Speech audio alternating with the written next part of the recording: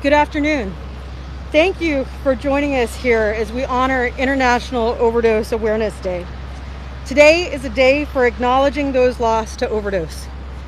Last year, more than 2,100 people died due to suspected opioid overdose in Massachusetts.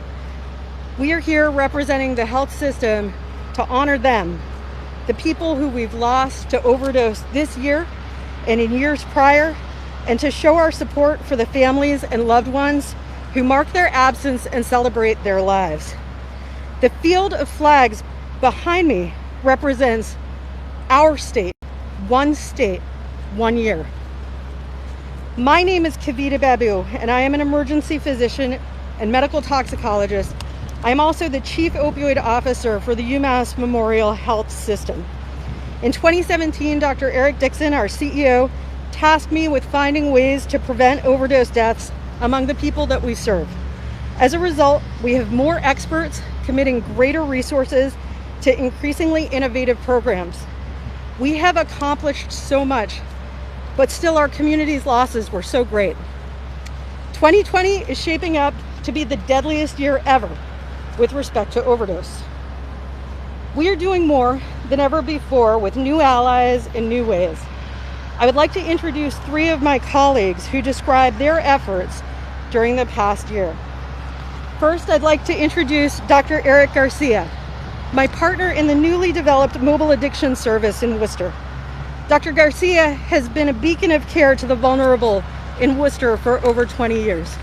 Thank you.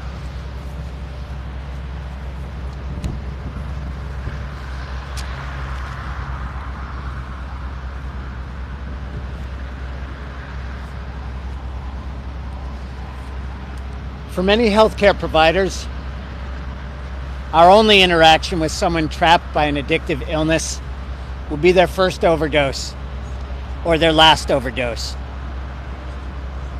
Often, the barriers to care, the barriers to treatment are so many and so pervasive that many people will suffer their addictive illness without ever reaching help. The barriers to seeking care can be as complex as institutional barriers, insurance barriers, time barriers, barriers as simple as how people were treated at the front desk of a hospital can be something that prevents people from getting care until it's too late. Sometimes the barriers can be simple. Dr. Babu recently said, my gosh, just not having a phone means that someone can't necessarily access us and access care.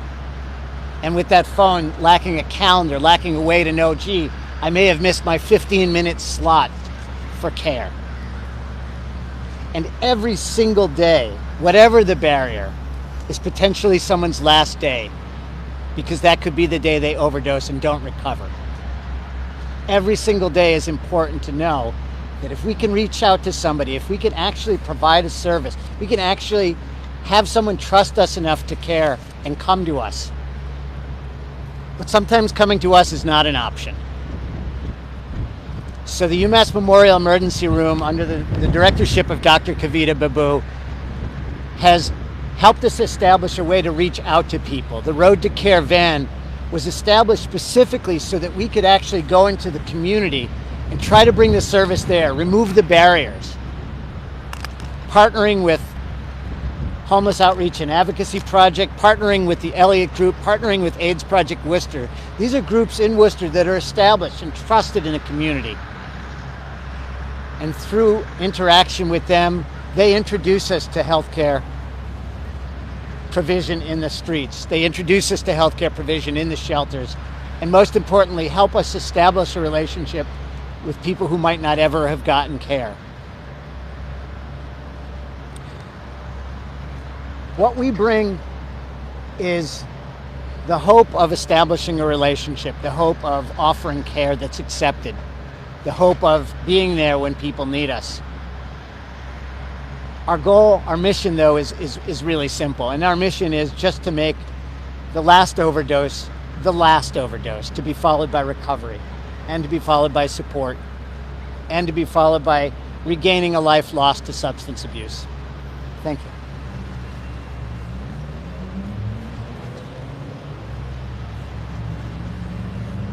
I'd now like to introduce Lieutenant Ron Gigliotti from Worcester EMS to describe the groundbreaking role of emergency medical services in distributing Narcan, a life-saving antidote. Lieutenant Gigliotti has been a powerful advocate for the role of emergency medical services in broadening their scope beyond the immediate resuscitation of a person with an overdose.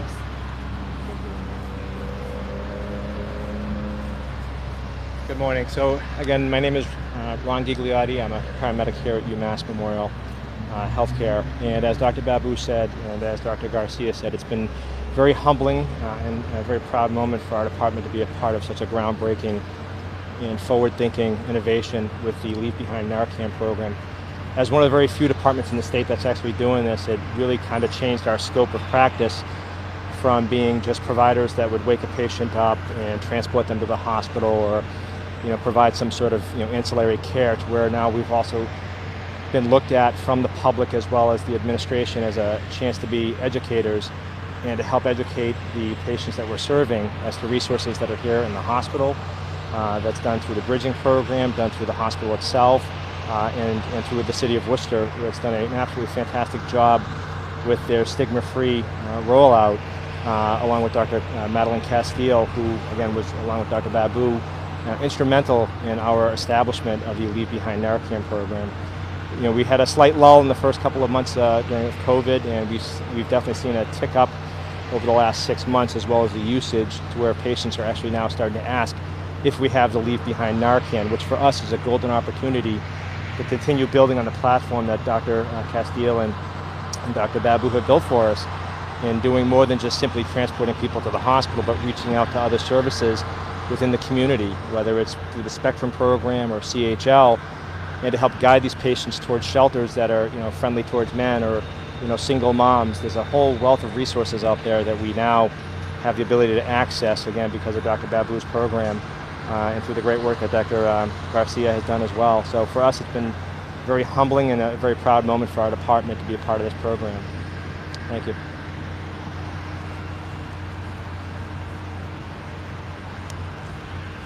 Thank you, Lieutenant. And for our final speaker, I'd like to invite Ms. Amy Nichols, recovery coach, to speak next. Ms. Nichols imbues everything she touches with kindness, empathy, and energy. We are very lucky to have her as part of our team.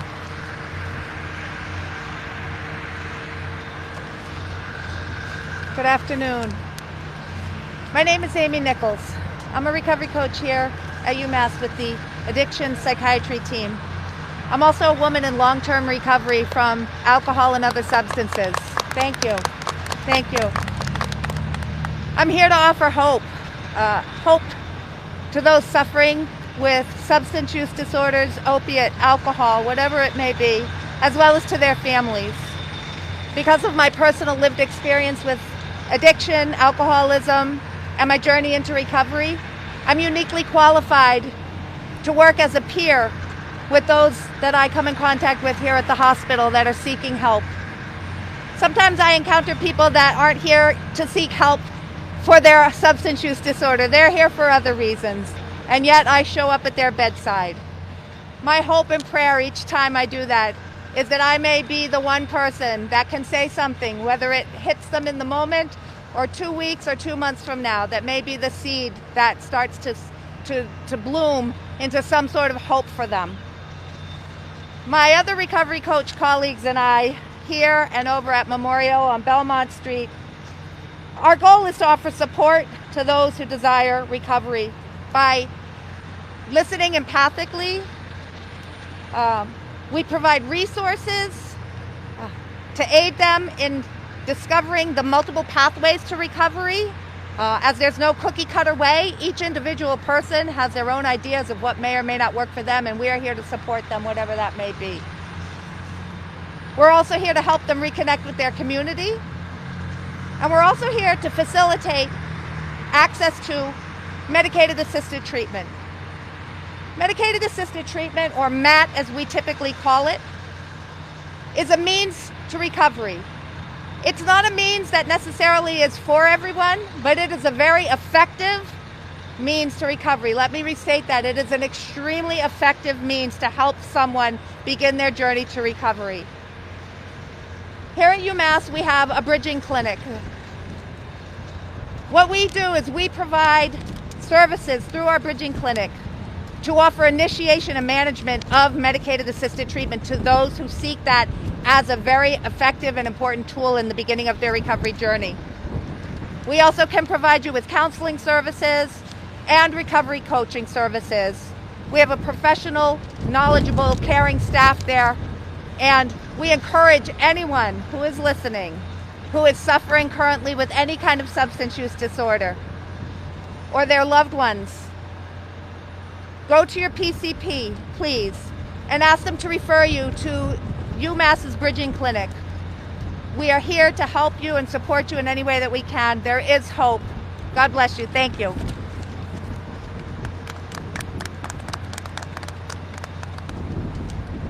Thank you, Ms. Nichols. You've just heard about 3 of the innovations that are here in the past year. Our Bridging Clinic, our Leave Behind Narcan program, and the Road to Care mobile addiction service. But we have so much more to do. Thank you to everyone who has contributed to the essential efforts of the health system in advancing the treatment of people with addiction and preventing overdose.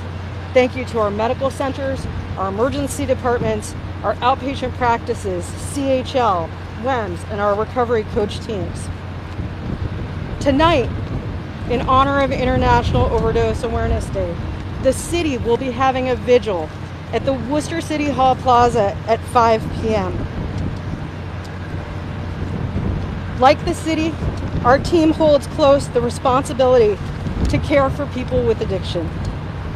Every year on this day, we rededicate ourselves to the task at hand. We hope to plant less flags in 2022. Thank you.